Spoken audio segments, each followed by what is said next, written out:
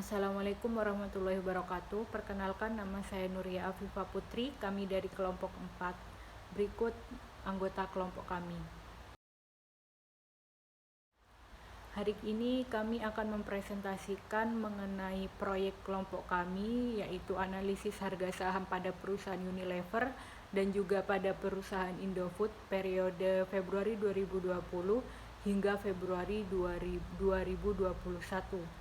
Yang pertama, kami akan membahas mengenai tujuan dari proyek ini, yaitu untuk menganalisis perbedaan signifikan antara harga saham pada perusahaan Unilever dan juga pada perusahaan Indofood periode Februari 2020 hingga Februari 2021. Analisis ini nantinya akan digunakan untuk para investor dalam membandingkan perusahaan mana yang akan mereka investasikan.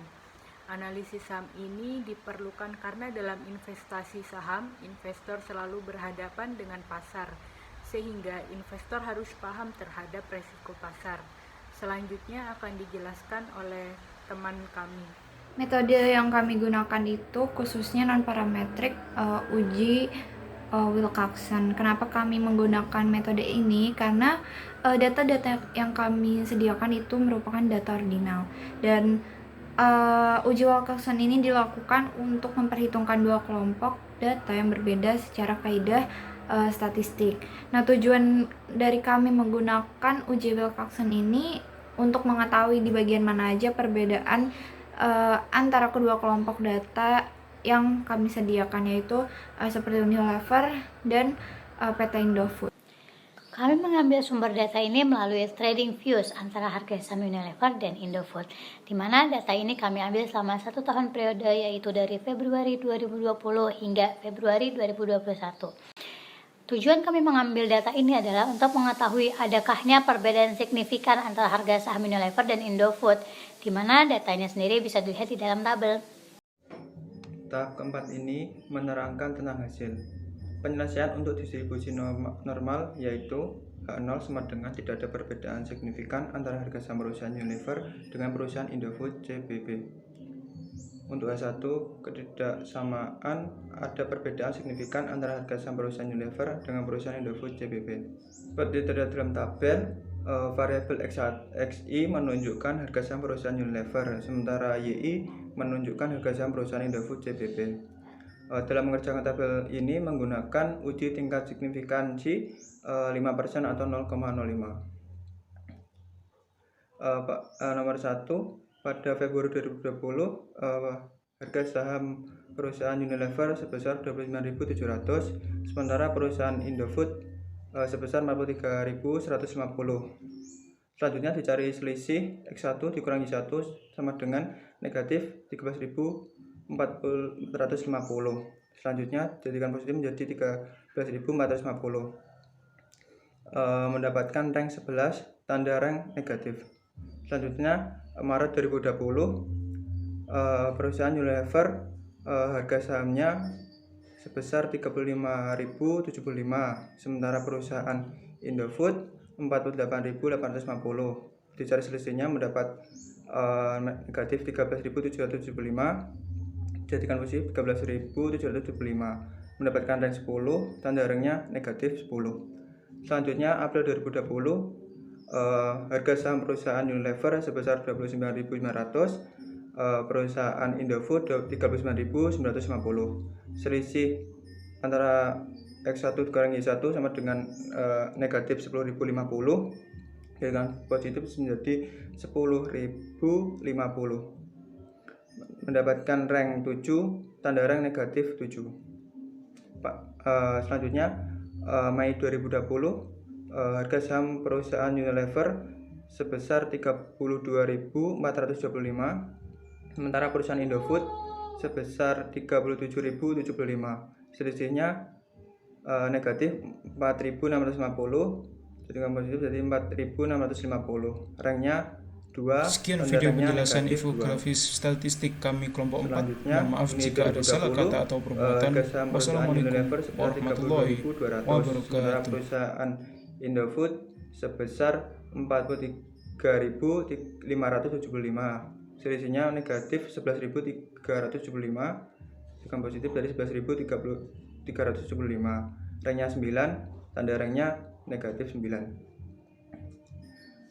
Pada Juli 2020, harga saham perusahaan Unilever sebesar 32.500, perusahaan Indofood sebesar 36.875, selisihnya negatif 4.375, jadikan positif jadi 4.375. Ranknya 1, tanda ranknya negatif 1. Selanjutnya Agustus 2020, harga saham perusahaan Unilever sebesar 41.175, perusahaan Indofood sebesar 49.875, selisihnya negatif 8.700, jadikan positif jadi 8.700. Ranknya 1,5, tanda ranknya negatif 1,5. Selanjutnya September 2020, harga saham perusahaan Unilever sebesar 32.250, sementara perusahaan Indofood sebesar 40.575, selisihnya negatif 8.275, jika positif 8.275. Ranknya 5, tanda ranknya negatif 5. Selanjutnya Oktober 2020, harga saham perusahaan Unilever sebesar 31.800, sementara perusahaan Indofood sebesar 39.175, selisihnya negatif 7.375. Jika positif jadi 7.375. Ranknya 4, tanda ranknya negatif 4. Selanjutnya November 2020, harga saham perusahaan Unilever sebesar 39.900, sementara perusahaan Indofood sebesar 49.200, selisihnya negatif 10.300, jadi positif 10.300. Ranknya 8, tanda ranknya negatif 8. Selanjutnya Desember 2020, harga saham perusahaan Unilever sebesar 29.850, sementara perusahaan Indofood sebesar 38.550, selisihnya negatif 8.700, jadikan positif jadi 8.700. Ranknya 1,5, tanda ranknya negatif 1,5. Selanjutnya Januari 2021, harga saham perusahaan Unilever sebesar 28.325, sementara perusahaan Indofood sebesar 37.374, selisihnya negatif 9.049, jadi berarti 9.049. Ranknya 6, tanda ranknya negatif 6. Selanjutnya Februari 2021, harga saham perusahaan Unilever sebesar 8.350, sementara perusahaan Indofood sebesar 35.150, selisihnya negatif 6.800, sementara jadikan positif 6.800. Standar ranknya 3, tanda ranknya negatif 3. Jumlah dari tanda ranknya itu sebesar negatif 69, sementara tanda rank positif 0. Selanjutnya akan dijelaskan oleh teman saya. Baik, selanjutnya ada interpretasi dari perusahaan yang kami pakai, yaitu Unilever dan Indofood. Nah, di sini tertera bahwa nilai W hitungnya itu adalah 0. Selanjutnya nilai W tabelnya adalah 17, yang bisa disimpulkan bahwa nilai W hitung lebih kecil daripada nilai W tabel. Nah, dari hasil analisis perhitungan dengan menggunakan metode uji Wilcoxon, didapatkan nilai statistik hitung atau W hitung adalah sebesar 0, sedangkan nilai W tabel adalah sebesar 17. Hal ini menunjukkan bahwa nilai W hitung lebih kecil daripada nilai W tabel, sehingga diambil keputusan untuk menolak H0 dan menerima H1. Kesimpulan yang didapatkan adalah ada perbedaan yang signifikan antara harga saham perusahaan Unilever yang kami pakai dan perusahaan Indofood CBP pada periode Februari 2020 hingga Februari 2021. Sekian presentasi dari kelompok kami. Kurang lebihnya mohon maaf. Wassalamualaikum warahmatullahi wabarakatuh.